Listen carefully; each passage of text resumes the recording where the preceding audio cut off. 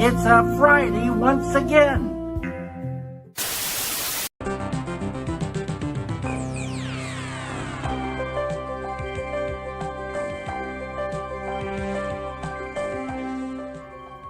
Down to business. I got my wild cherry Diet Pepsi, and I got my blackjack gum here, and I got that feeling. Yeah, that familiar feeling that something rank is going down out there. Gutter. Gutter. In the gutter. Gutter. It's a nice spot. Gutter. Gutter. Gutter. Gutter. It's a nice spot. Says gutter. Gutter.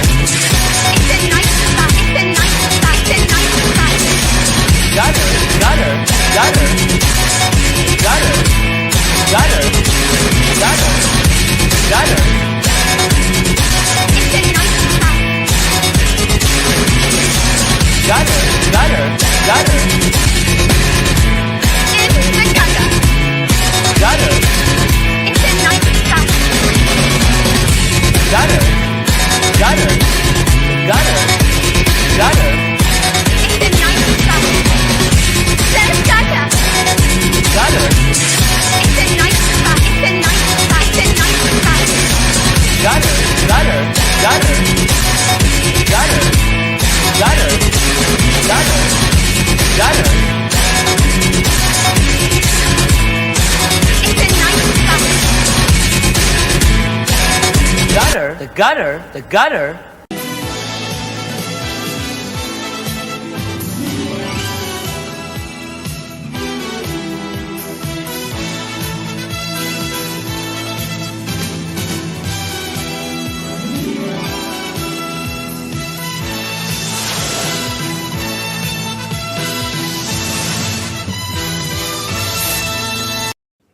And so you just stay alert, do your work, don't worry about the world going by. It doesn't mean that you can sit around and not do anything. You've got to get your butt in gear and do it. And don't take no for an answer. Translate those ideas to cinema or to a painting or to whatever. And figure out a way to get it done. Amen to that. Greetings. Good evening. Welcome to the gutter. Everyone ends up here eventually. It is only a matter of time. My friends, thank you very much for joining us tonight. Tonight on the gutter is a celebration. It's dedicated to a hero of mine. There are very few of my heroes left living anymore. And with the latest one passing, I am honored to be hosting this show with my good friend JP, who was present the last time I had a chance to speak on one of the last heroes that I had that passed. That last one being the great comic scribe Alan Grant, who passed in July of 2022. JP was a guest on her Saturday show over on Jeremy's main channel at the time. And I just really appreciated Jeremy allowing me a little bit of time to elaborate on my feelings at the time of Alan Grant's passing and what it meant to me.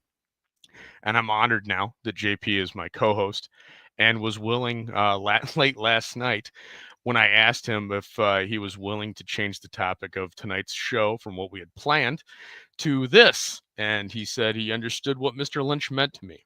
And I appreciate that by all means. So I don't think there was a more appropriate answer he could have given JP's sensibilities. But thank you, JP. Appreciate it. Welcome. Thank you for joining me.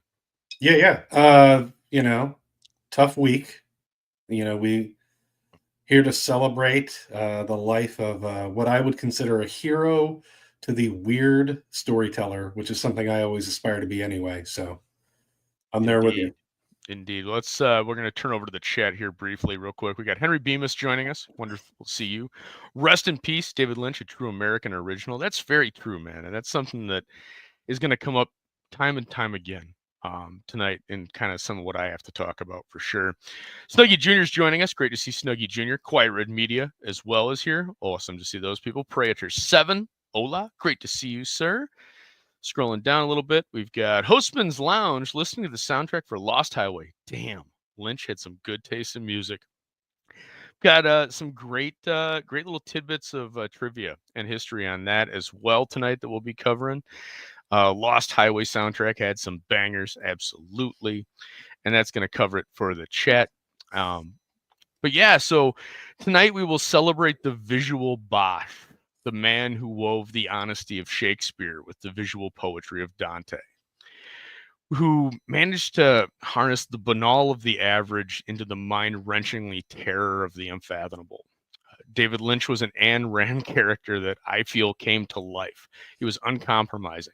He was unflinching and firmly stated on his goal to make his art his own way. And I can think of no greater compliment to any creator. And I can think of very, very pleasant few for whom those words hold any truth. So I am a firm believer, if you're a regular listener to either me and my commentary on Jeremy's channel or here or over on the show that JP and I do on Wednesdays, it's probably become clear that I'm a firm believer that the individual is the greatest minority on the face of the earth. I am also a firm believer that it only takes a single man of infinite will and immeasurable talent to change the lives, thoughts, concepts, beliefs of thousands, if not millions, depending on what their perspective reach might be. Men that carry both of those titles are rare. And on Wednesday, January 15th, 2025, we lost one to all of our tragic and incalculable loss. David Keith Leach, Missoula, Montana, Eagles. Totally did not mean to click that. But that's the kind of shit show you expect here on the Gutter. So yes, Mr. Lynch has passed this mortal coil. I do have a short and brief history of his life leading up to his first film, Eraserhead, that I did want to share. I threw this together extraordinarily quickly, so I do apologize for any of it's also not very well written. So as I'm going through my notes here, I apologize. But when I come up a little bit, we got Arrogant Ape says, last night I started watching Blue Velvet on my phone. Today I saw a video with Lynch saying that when people watch movies on their phone, they haven't actually seen the film. Very Lynchian experience. I will definitely allow Lynchian from here on out throughout the show as a descriptor. Damn, I thought I just arrived for the Legio. There. We'll play it at some point tonight because how could we not? I mean, you have to, right? And man, I'm sure anybody that's been watching the Gutter since inception, between my intro cuts for each episode and the musical choices to just the intro videos that I put up for the show, if you don't get my deep appreciation for Lynch in those cuts, then I don't know what to tell you. But Jason Sandberg has joined us, so he's good to say, I'm making my lunch. There you go. I think we even had a conversation on one of the early episodes of The Witching Hour where I think I kind of pressed on and tried to explore your appreciation for Lynch and his aesthetics. I think it turned into like what was a pretty good film conversation. Yeah, no, and he's unlike anybody else because he sees things differently.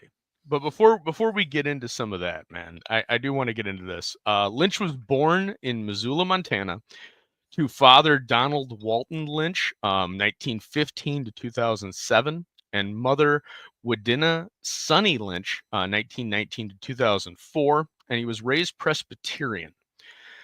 His father was a research scientist that worked for the U.S. Department of Agriculture, and so they moved around frequently. And they went from Missoula to Spokane, Washington, to where his brothers was born, and then I'm sorry, they moved to Sandpoint, Idaho, where his brother was born, and then they moved to Spokane, where his sister Martha was born. And then the family went through a flurry of moves from Durham, North Carolina to Boise, Idaho, and then finally to Alexandria, Virginia. And Alexandria, Virginia was kind of where Lynch would find himself as an adolescent, as a young man into adulthood. And according to anybody that you can get any quotes out of that knew Lynch at this time, he transitioned to all these locations with ease. He had little to no issues adapting or fitting in. Traits that ironically could be said in hindsight, years later, people might find amazing, given his predilections and kind of how he presented himself afterwards. But I think that's a testament to the man himself. He did say, and he's quoted as saying, "I found the world completely as totally fantastic as a child. Of course, I had the usual fears, like going to school. For me, back then, school was a crime for young people. It destroyed the seeds of liberty. The teachers didn't encourage knowledge or positive attitude."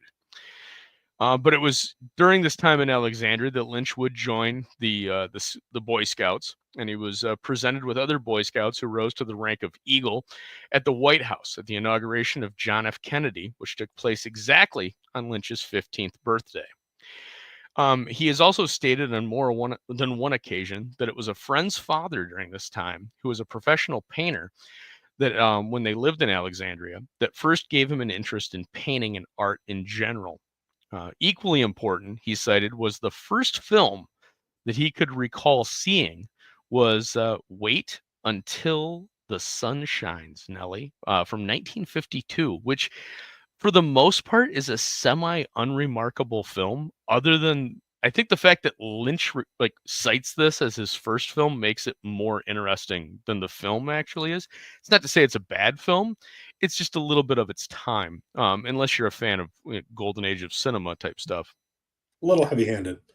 Just a little. But high school, Lynch attended Francis C. Hammond High School. He graduated in 1964. Here is his 1964 yearbook. Here is his 1964 yearbook photo. He was not a great student, but he was well liked. Here's an actual picture of the high school itself.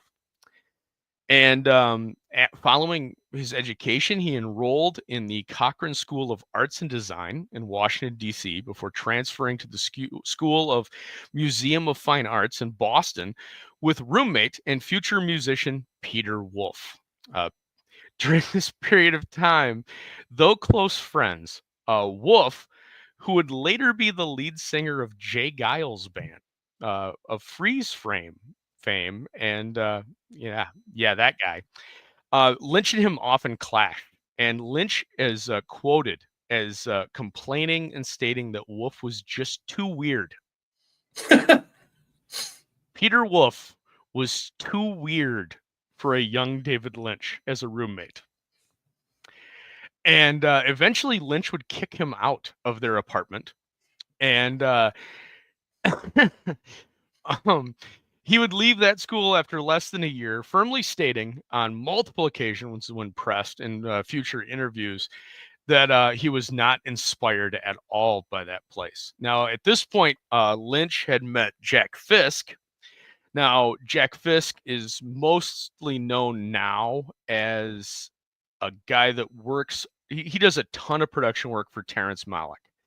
If you don't know who Terrence Malick is, make a note right now and go out and start watching all of his movies. He's a fantastic director.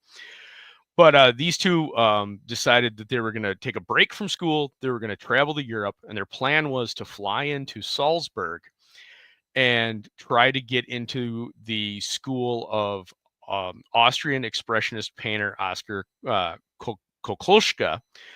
But upon arriving there, found that there were no openings were available, and they kind of bummed around for a couple weeks and then came back. Now, Lynch went back to Virginia, where now his family had since moved, so he started kind of just bumming it around with some friends.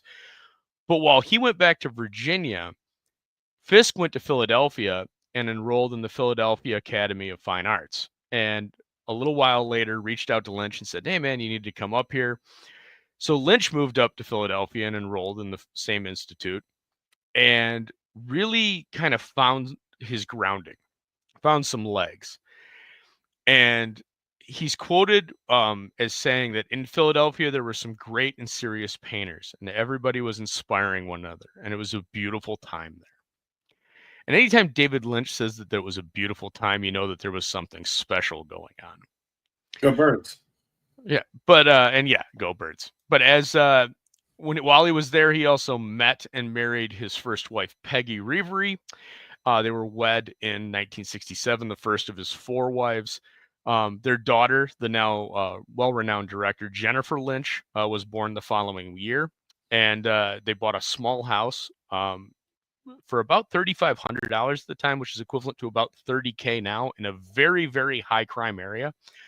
And Lynch, in an interview in the 90s, was said, "We lived cheap, but it was cheap, and it was a city full of fear. A kid was shot to death down the street. We were robbed twice, had windows shot out, and a car stolen. The house was first broken into only 3 days after we moved in.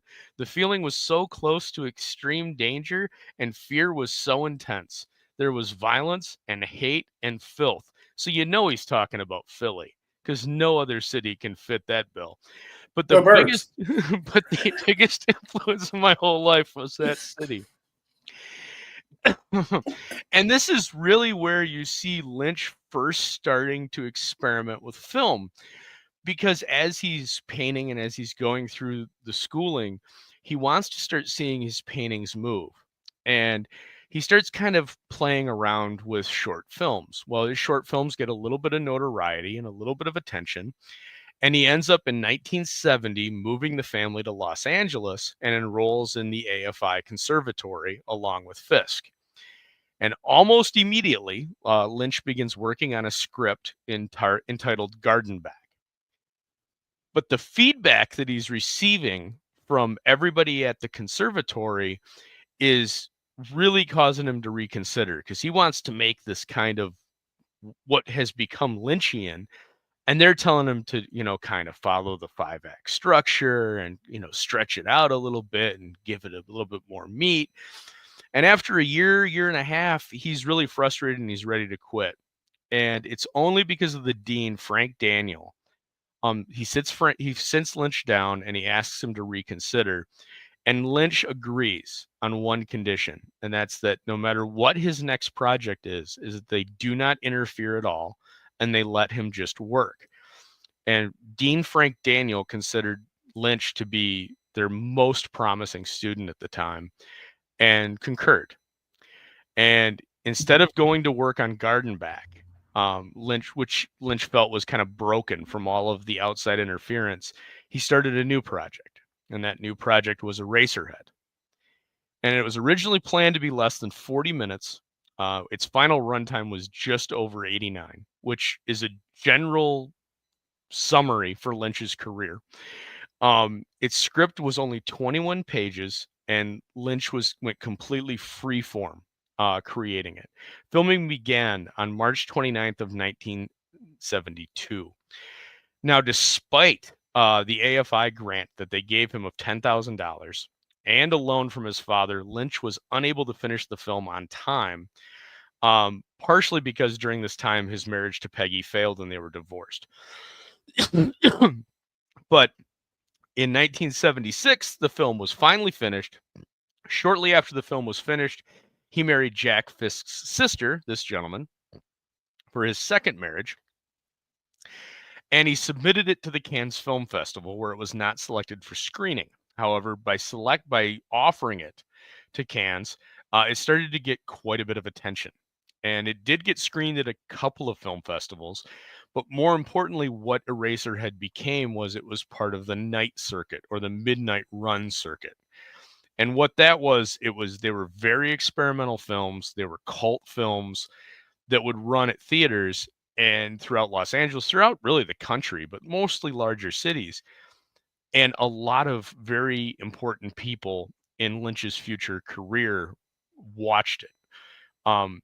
Stanley Kubrick is quoted as saying Eraserhead was one of his all-time favorite films. If you're questioning at all the quality of the people involved in appreciating this film. There's a really great documentary about the midnight movie scene, if anybody's interested. Oh, what's that, man?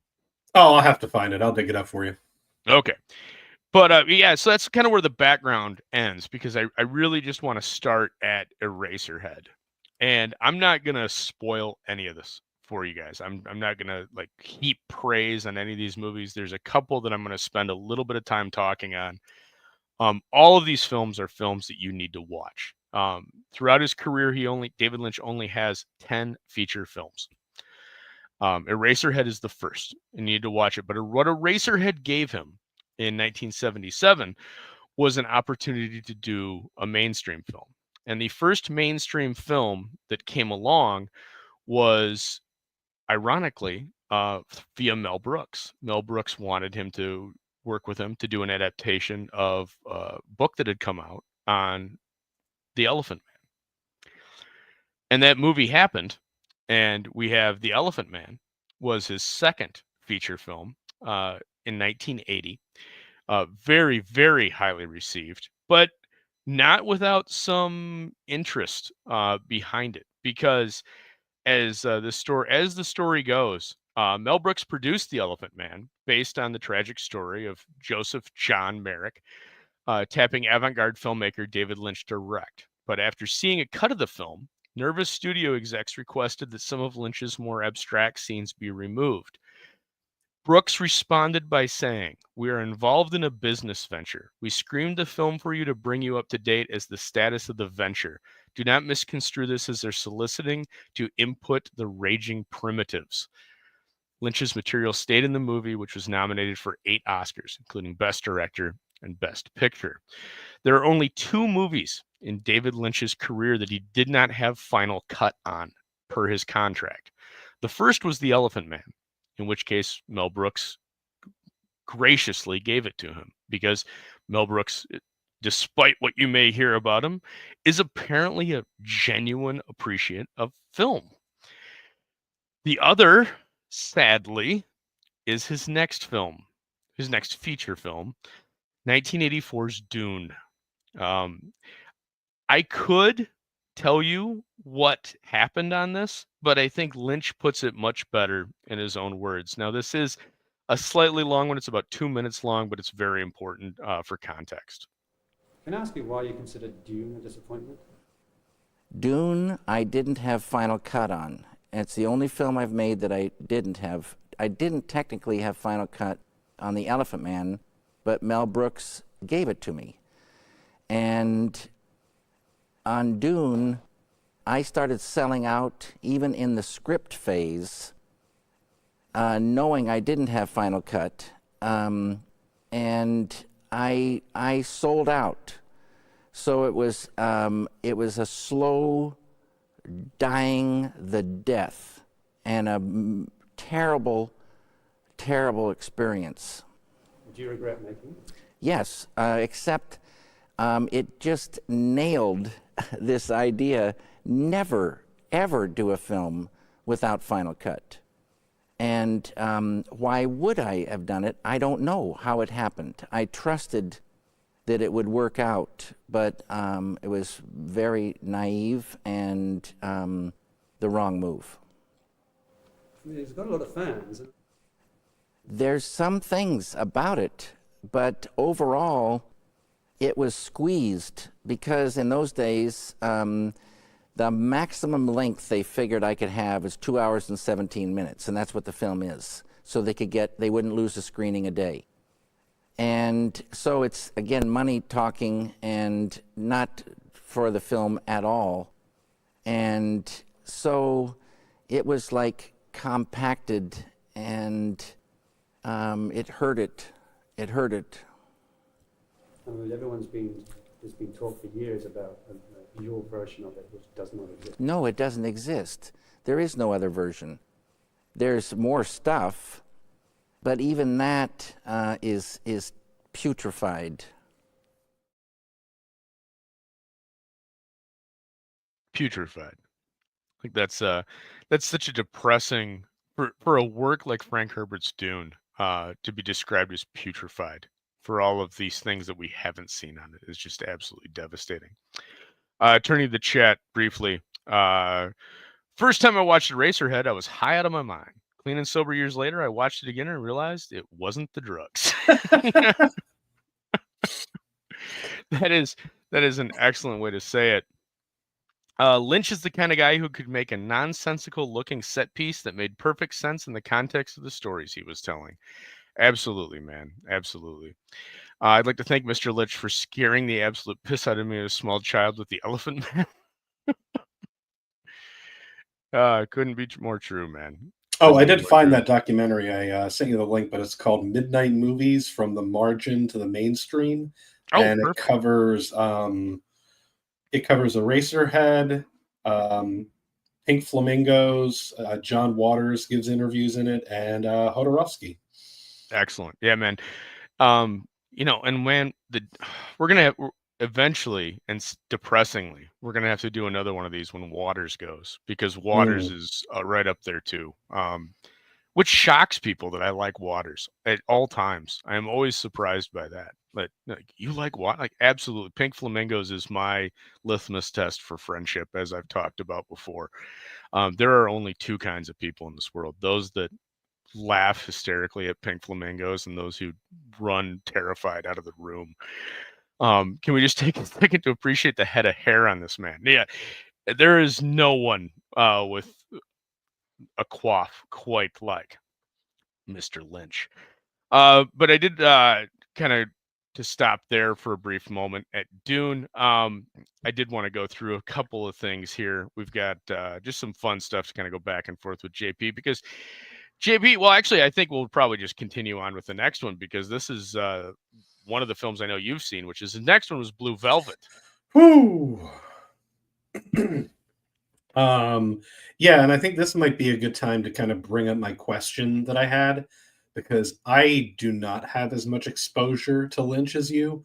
And so I was watching a bit of Blue Velvet to kind of, I mean, nothing really recaptures the first time you see it. It's a deeply unsettling film, and it's a movie that I've watched multiple times, and I could not even tell you most of what it was about. Like, I don't even remember what Frank's character did for a living. You know what I mean?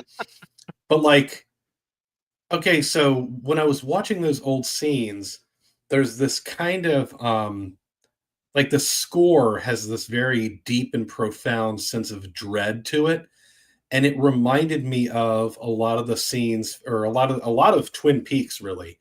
And so I guess my question was that something that kind of permeated Lynch as far as like sound design and scores? Because if it is, I don't know like what his relationship was to music, and if he worked with composers. And somebody in the chat mentioned before, like, Lost Highway soundtrack. So I don't know. Do you know any more about where he was able to kind of capture that aspect of filmmaking? I believe he is the sound director on every one of his feature films. Wow, that's impressive.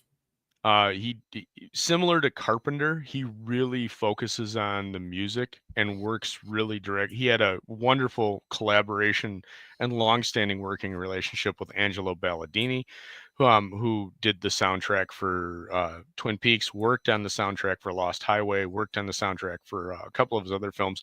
They did a Industrial Symphony album together.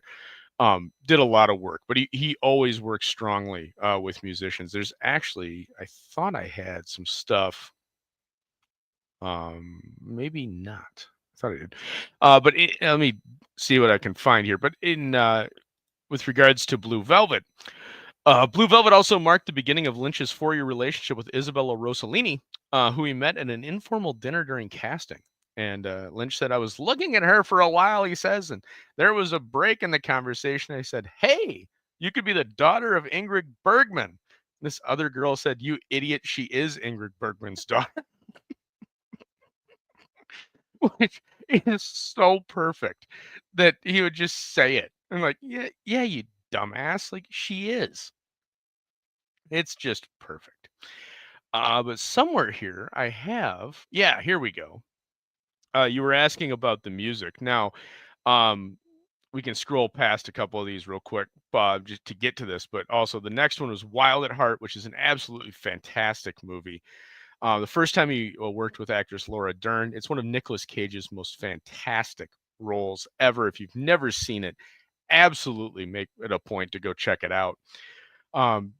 Willem Dafoe has a fantastic sequence in it, very creepy, but nonetheless well done.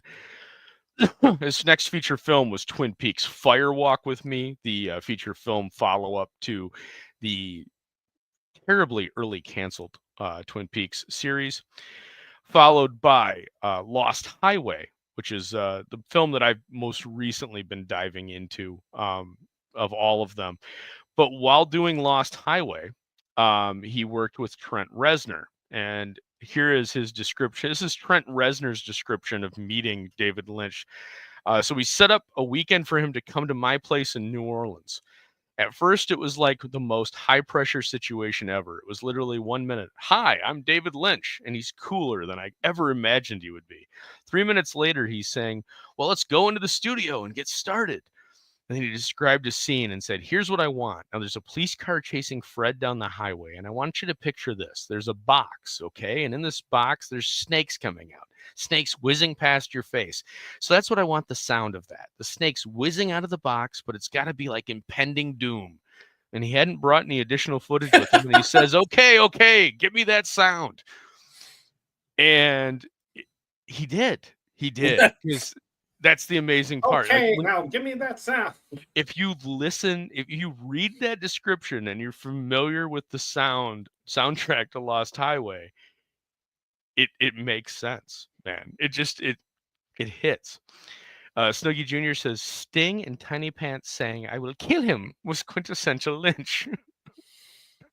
I'll say it. I dug Sting. Yeah, absolutely, Sting was perfectly cast, man. Perfectly cast as Fade.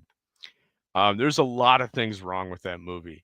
There's I don't know. Snug's another, big Dune fan. There's so much more I like about Lynch's film as a die-hard Dune fan than I like about Villeneuve's films. Villeneuve's films are beautiful and gorgeous, and you should go out and watch them, and they're magnificent. Well, this might be a good segue to that meme that I made because you mentioned Sting was good in that movie. I've had this theory about Lynch for a very long time. Yeah, this one? That he deliberately chooses the worst actors you've ever fucking seen. But because of his talent, he can just put anybody in a movie and just make it memorable. You know what I mean? And I said that to Mrs. Raiden earlier, and she said, "Hey, Kyle MacLachlan's a good actor." And like, no, he's terrible. He's not. No. Laura Dern is so awful. And there's an exchange between the two of them in Blue Velvet that is like it has to be purposeful. You know what I mean? Because like Laura Dern is like, why is there it's Kyle MacLachlan is like, why is there so much trouble in this world? And it's so awful, but it's in a David Lynch movie, so it just works. I can't explain it. Right. Well, I think it's the old, there's always directors that have their favorite actors, right? Harry Dean Stanton famously was in a ton of David Lynch's films. David Bowie was in Fear and Loathing, or not Fear and Loathing, was in Twin Peaks Fire Walk with Me, and does an excellent job.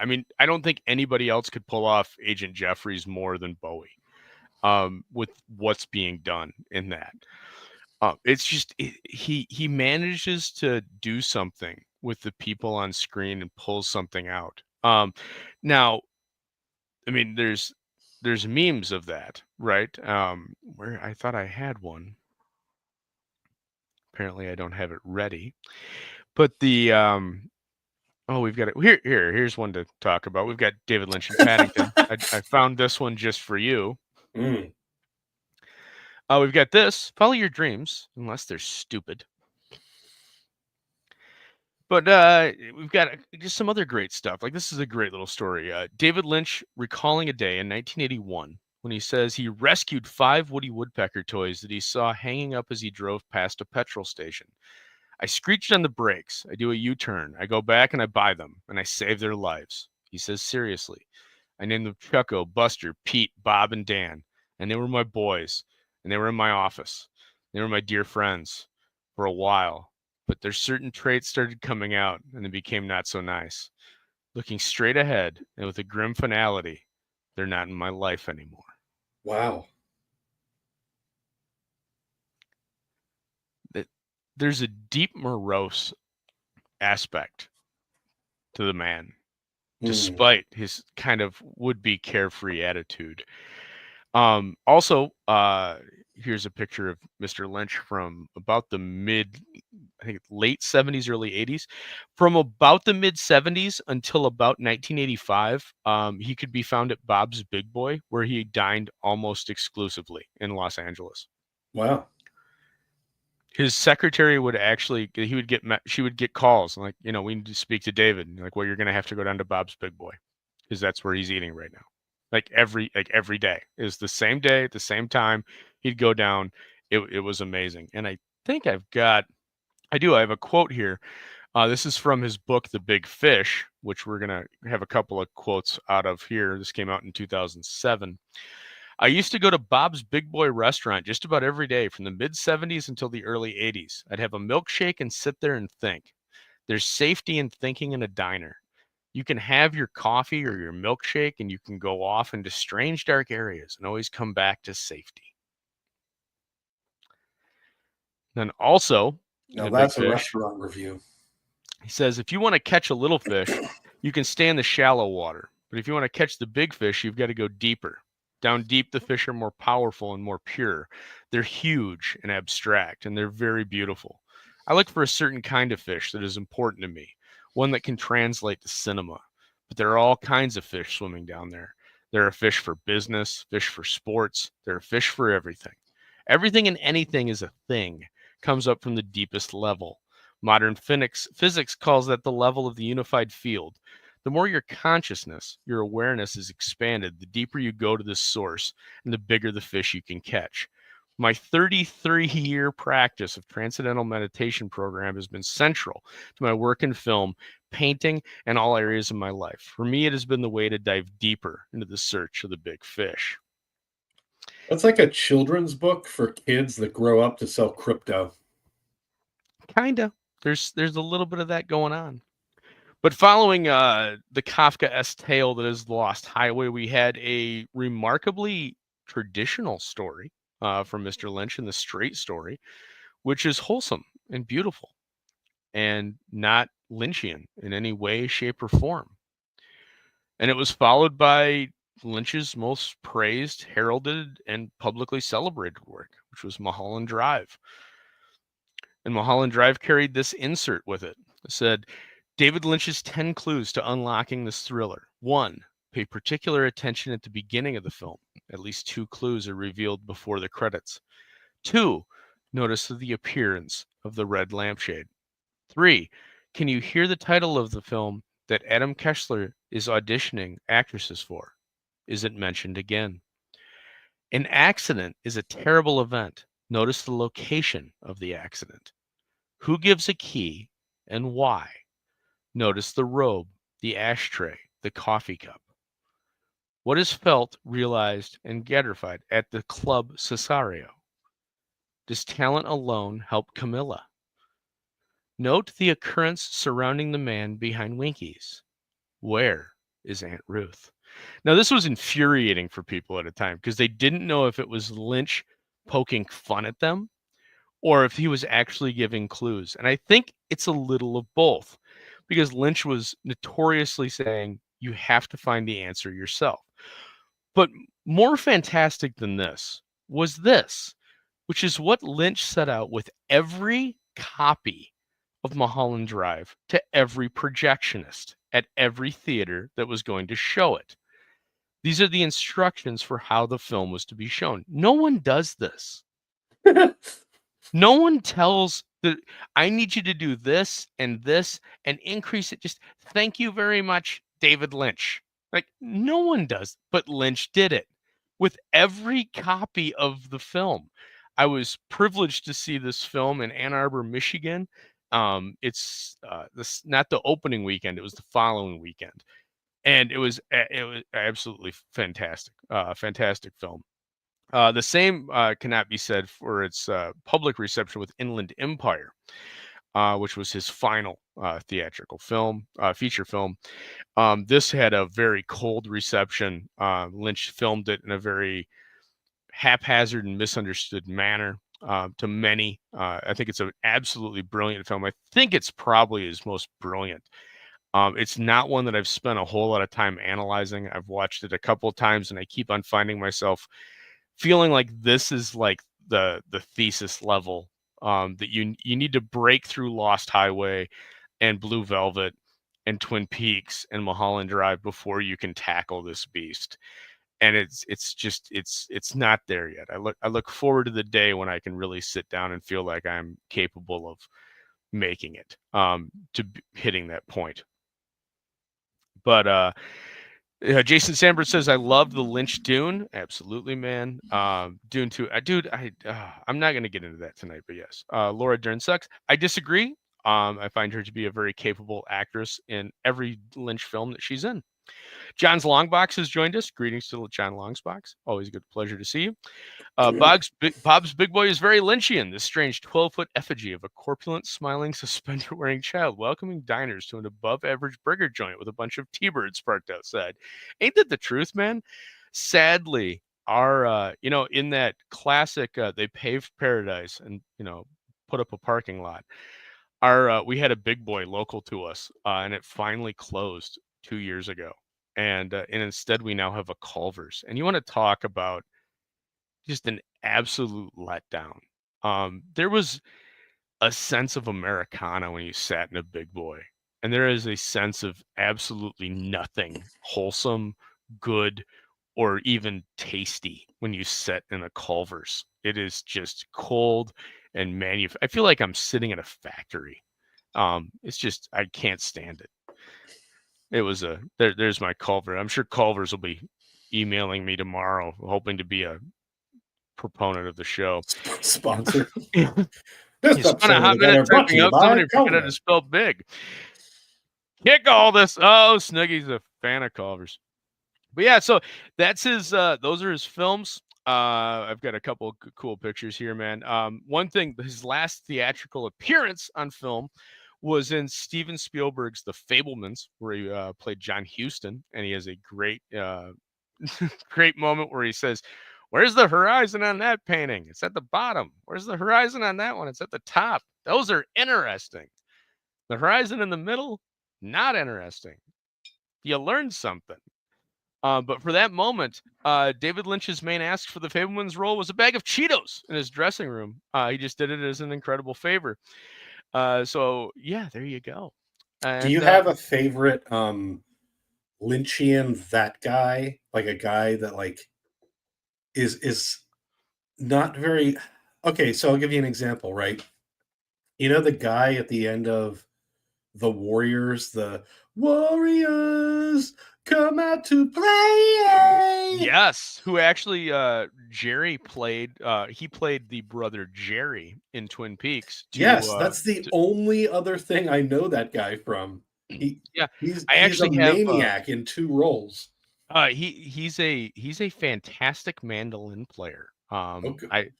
I was unable to cut it in time, but when they were filming the final season of Twin Peaks, there's a cutaway from some unused footage, and they're out in the woods, and that gentleman's standing next to David Lynch, and David Lynch asks him to play an Irish tune, and he proceeds to play a beautiful little Irish tune on a mandolin. And it's moving and touching. He's got such a great.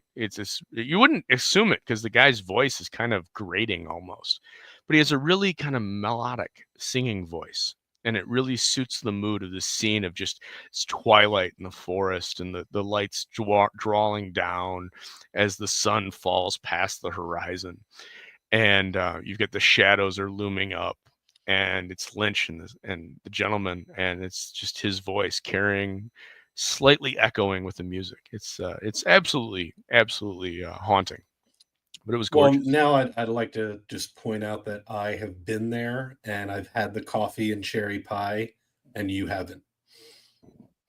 There you go. Just twist the knife. Wait, I have more questions though. Yes. Okay, so Bob in Twin Peaks. Mm-hmm. He was famously not even in the show, but they accidentally picked him up in a mirror in one of the scenes, and Lynch he put him in the show as Yes. Bob. Yeah, he was an extra. Frank Silva was an extra. Okay, did he Or ever not do an extra, he anything? was a stagehand. Right, so he wasn't an actor. So, like, I don't know, did he go on to do anything? No. Wow, all right. I don't know. In my head, I kind of worked out like maybe that guy went on to have a, solid acting career. Maybe hit up the convention circuit. No, there's actually a great story. Actually, I've got something on this. So there was a ton of stuff around Twin Peaks that was just weird on how it worked out. The theme for the Laura Palmer theme that Angelo Balladimi wrote for the show Twin Peaks. When the MIDI notation came out, Balladimi showed it to Lynch, and it comes across as Twin Peaks. And Wow. Lynch's response to this was, "It's cosmic. It's cosmic." And that's part of what made Twin Peaks amazing. Now, here's the other thing: is you got to understand, players in television and film, the players are always the same because people are moving up in their world, and they're moving from an executive of this to an executive of that. And so this is Lynch on Letterman while Twin Peaks is on the air talking about the show, and he names somebody that we all know today. So I'm going to play this. But the truth of it is, if you stop and think about it, it seems like it might be the kind of show that would be, kind of have a limited run, and then would become a classic forever. That's okay too. Yeah. If it has to end, that's all right. Mm-hmm. But if it doesn't have to end, that's even better. Mm-hmm. And I'm asking people to write to Bob Iger, the president of ABC. Uh-huh. And if I could give the address. Yes, please do. Thanks. I love annoying these network Thanks, weasels. Even if it's not this network, let's just annoy some network weasel here tonight. Yes. It's very difficult to write a letter. People say, okay, I'll write a letter, but when it comes down to it, it's hard, and I understand that. But if they could write a letter to Bob Iger. Bob Iger, E-I-G-E-R. I-G-E-R. I-G-E-R. Right. Okay, Bob Iger. ABC Television, 77 West 66th Street. All right. New York, 10023. Okay. Do you have his phone number there? I don't have his phone number. Do you know this guy? Yes, he's a real good guy. And is he on your side? He is. Yeah, okay. But he needs to know certain things from the people. Yeah. This is here. Spoiler alert: Bob Iger was not on his side. Twin Peaks was canceled. And Bob, wait, so is that how Bob got the name of the villain's name is Bob?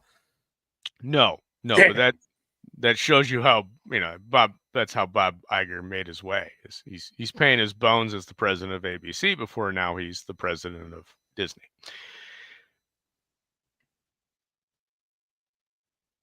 So yeah, here's a quote on David Lynch on textures. Top 10 of textures. While skin is near the top, I love the textures of a factory. I love smoke in the sky, and I love oil in the dirt. I love wire, and I love broken glass, and I like sweat and pistols. I like a little bit of blood and saliva on concrete. I like cars and exhaust, and I don't know, a million different things. Teeth. It's a very Lynchian sentence. He's an odd guy, but that's okay because he made some of the most fantastic films out there. And there's a great quote by David Foster Wallace that says Quentin Tarantino is interested in watching somebody's ear get cut off. David Lynch is interested in the ear. And as close as that pin may hit to Blue Velvet, I think that sums everything up. But Lynch is survived by his 4 children, his sons Austin and Riley, and his daughters Jennifer and Lula. His complete filmography is the shorts The Alphabet, which was his first film in 1968. The Grandmother, another short from 1970. The Amputee, 1974, which was a short. Eraserhead, 1976. The Elephant Man, 1980. Dune, 1984. Blue Velvet, 1986. The Cowboy and the Frenchman, which is a short from 1988. Wild at Heart, 1990. Twin Peaks Fire Walk with Me of 92. Luminaire and Company, 95, the short. Lost Highway, 97. The Straight Story, 99. Mulholland Drive, 2001. The Darkened Room, 2002, which was a short. Rabbits, 2002, a short. Lamp, 2002, a short. Inland Empire from 2006. Boat, 2007, short. Absurdia, 2007, short. The Industrial Soundscape, 2008, a short. A Bug Crawls, 2008, a short. And Lady Blue Shanghai, 2010, the short. 42 One Dream Rush, 2010, a short. And The 3 R's, 2011, the short. His television series consisted of Twin Peaks from 90 to 91, American Chronicles from 90 to 91, On the Air 91 to 92, Hotel Room 92, Twin Peaks The Return of 2017. He was the cartoonist for The Angriest Dog in the World, which ran on the LA Reader from 1983 to 1992. I am going to add a Criterion link that Raiden provided me with in the comments, is where you can go and watch a documentary on Mr. Lynch's art and life. Right there you go. And otherwise, I just appreciate you guys all joining us tonight. And, I know the Gutter is supposed to be dedicated to, comics and what we love and what we recommend and what we find fantastic and what we find absolutely terrible. And I know you guys all tune in to, laugh and cheer at that kind of stuff. But sometimes bad things happen in life. And the best thing you can make of when a bad thing happens is to celebrate the life of that person. And that's kind of all I was in the mood for to talk about tonight. Is just I just needed to celebrate a hero. So I appreciate you guys all joining me to celebrate a hero. I will be dropping the link if you want to join us in the back room tonight. I do have a new rule for the back room. The back room is meant to be fun. If you're going to join the back room and talk over people and yell, you're not welcome. So that's the new rule for the Gutter. I'm sorry that I have to implement rules, but these are the way things are. So on that note, have a wonderful night. And thank you so much for joining us. This pales in comparison to the tribute that he deserves. But sadly, it was all I was able to pull together with the time that I had allotted. And I guess for that, I owe an eternal apology to Mr. Lynch, but because he meant so much more to me than this. Well, hang on. I can say that, you had mentioned Tarantino before, and I think it's a very fitting comparison in the sense that we use the word Tarantino-esque as a joke. We don't use that word on this show. No, but I mean, that's the joke. That's the punchline of the joke. And the comparison between those two is that Tarantino follows the rule of cool, and Lynch follows a completely different subset of thinking. The thinking of interesting, what is weird and interesting, and what is cool will always be fleeting, but what is weird stays weird. And he is a living testament to the fact that, hey, give me the choice, I'll take weird over cool any day of the week. Hell yeah, man. Couldn't say it better myself. Yeah, I think that's where we're going to end it. And just appreciate you guys joining us. Next week we'll be back on Agenda, and we'll be looking at Eric Powell's The Goon. So you get that for next week. But thank you again for joining us. Have a great night. This is blood for blood and by the gallons. This is the old days, man, the bad days, the all or nothing days. They're back. There's no choices left.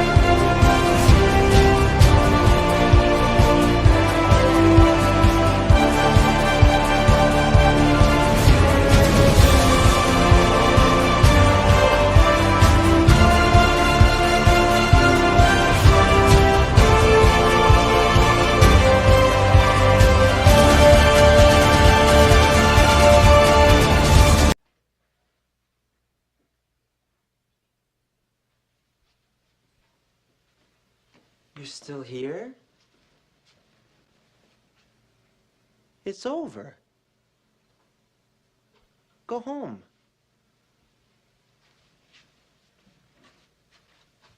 Go.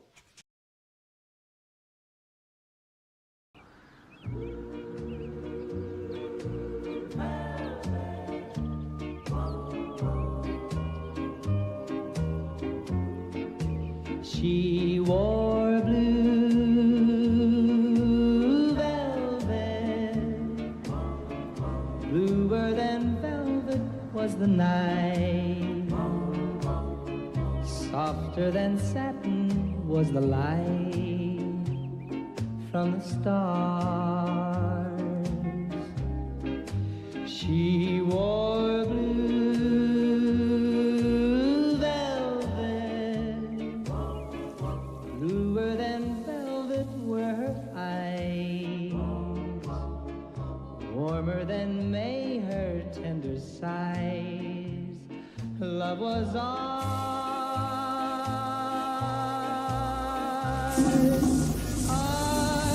love I held tightly, feeling the rapture grow, like a flame burning brightly. But when she left, gone was the glow of blue